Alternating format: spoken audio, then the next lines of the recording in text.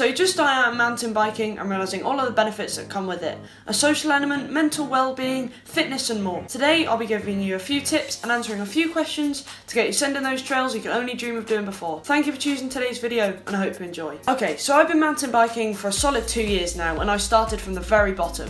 I mean the very bottom. I was riding the Halford's fully rigid bike and I thought I was a pro rider every time I rode off a curb. So I mean the very bottom. The first two things you need to learn are the main types of mountain bike. There's a full suspension and a hardtail bike. The full suspension has two forms of suspension. It has a fork, which is at the front, and a shock absorber, which is at the rear, whereas a hardtail, as the name, it says it's a hard tail, it only has that fork at the front. Now there are benefits to both.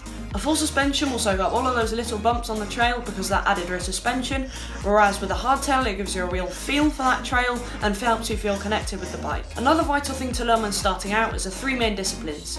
You have enduro, downhill and cross country. Now these vary in so many ways you really can't categorise them into one. Cross country is geared towards those who love going uphill but aren't too fond of the downhills. The bikes are super light and the front fork will usually have only 100 to 120 millimeters of travel, and on the rear, if it has any, because sometimes cross country riders ride hardtails, it will have 40, 60 or 80 millimeters. To put simply, XC is all about endurance. On the other end of the scale is downhill. Now this is so much different to cross country. On the front fork it has 180 to 200 millimeters of travel usually, and on the rear it's something like 160 to 180 millimeters. It's very heavy and the bikes are built to go downhill. The riding is full of jumps and drops which makes it quite hard, but if you go to a downhill oriented bike park you can usually find some quite easy downhill trails. Now slap bang in the middle of these two is enduro. On the front they'll have 160 to 180 millimeters of travel usually, and on the rear it's something around the same, 140 to 160 millimeters. What these bikes are built to do is when you finish ripping down the trails you can climb straight back up and start shredding again. However, these bikes don't have the climbing capability of a cross country bike or the downhill capability of a downhill bike. Now you know your types of bikes and your disciplines, now it's time for some tips.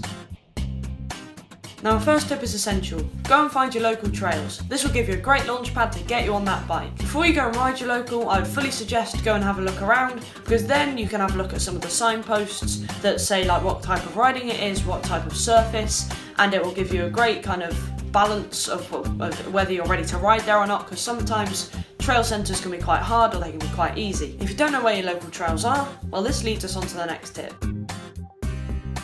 Now some people won't know where the local is and won't know what kind of surface it is, so a good thing to do is to do some research. Now this is one of my simplest tips. Step 1, open Google. Step 2, search mountain bike trails near me. Now you have to have your location turned on for this. Step 3, select the trails that are closest to you. Step 4, learn what type of trails they are and what their grading is. Step 5, get to know which type of trail is right for you. Step 6, just go and ride. The penultimate can be quite tricky, so I'll pop up a picture on screen now to show you what the UK trail grading system is, so you can pause it and have a look if you want.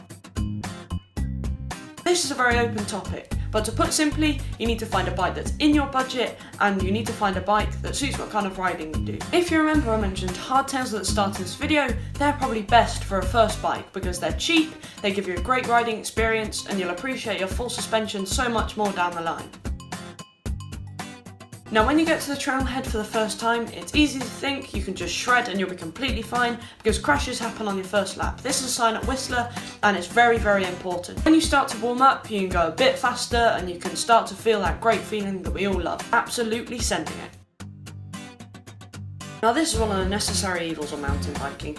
Unless you're like the best rider in the world, you will always fall off. Even the best riders in the world, and even the best rider in the world, falls off. However, the key to this is not to get scared. It's okay to be a bit afraid when it first happens and when you approach the feature the next time, but remember, if you never hit it again, you won't get that feeling of conquering that feature that's been scaring you for a while. When you're on the trails, you don't want to have something go wrong, but it probably will do, and this is where you need to be prepared, and it's also where the Boy Scouts are right. You need a multi-tool and some form of tyre repair kit for those emergencies. The simplest tip of all is to just ride.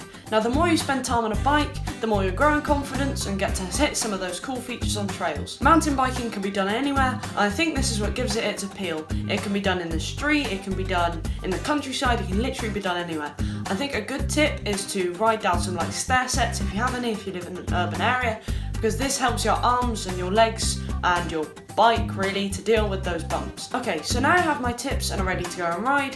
Here's some things to remember to help you ride that bit faster. The first thing to do is to look where you want to go. This is completely self-explanatory.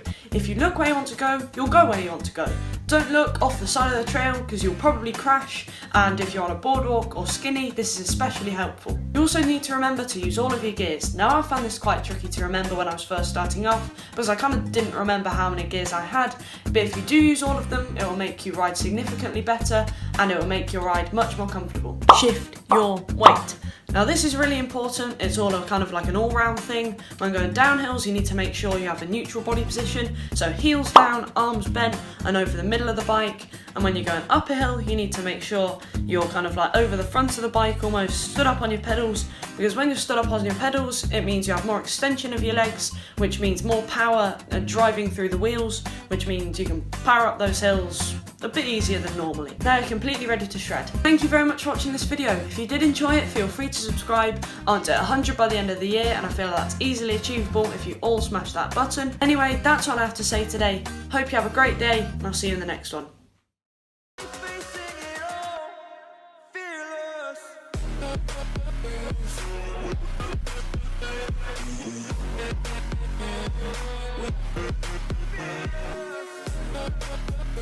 back.